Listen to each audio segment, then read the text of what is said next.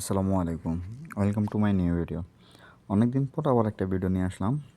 আমি এই মুহূর্তে আছি বেস্ট সিটির সমুদ্র পাড়ে, যেটাকে বেস্ট সমুদ্র পাড় বলা হয় বা লাল সমুদ্র বলা হয়। অনেক দিন পরে আসলাম। আমি এই জায়গায় প্রায় 7-8 মাস আছি, কিন্তু তখনই আসা হয়নি। আর এই জায়গায় এসেই সব ধরনের কষ্টই দূর হয়ে গেল। আজকে ঈদের দিন, তাই কিছু বন্ধু বান্ধব নিয়ে সমুদ্র পাড়ে ঘুরতে আসলাম। আর ভিউটা দেখুন, মাশাআল্লাহ অনেক সুন্দর। পরিবেশটা অনেক সুন্দর।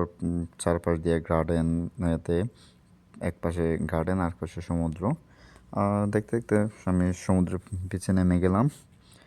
আর এতে আসলে সমুদ্র পাড় অনেক ভালো লাগে। যাদের বেশিরভাগ মন খারাপ থাকে, অভিমানে এতে থাকে, তারা সমুদ্র পাড়ে আসলেই এক নিমেষেই তাদের মনগুলো ভালো হয়ে যায়। আর দেখুন পানি কতটা সচ্ছল, কতটা এতে। এখানে পানি সচ্ছল থাকার একটাই কারণ এখানে সবাইকে সমুদ্রে নামতে দেয় না, নামলে বেশিক্ষণ থাকতে দেয় না, যার জন্য পানিগুলো ফ্রেশ থাকে সব সময়। দেখুন কতটুকু ফ্রেশ, পাথর পর্যন্ত নিচে দেখা যায়। যেরকম আমাদের কক্সবাজার অনেক জায়গায় আছে এরকম ফ্রেশ পানি, কিন্তু কিছু কিছু জায়গায় আমরা নিজেদের কারণে পুরো জায়গাটা নোংরা হয়ে যায়।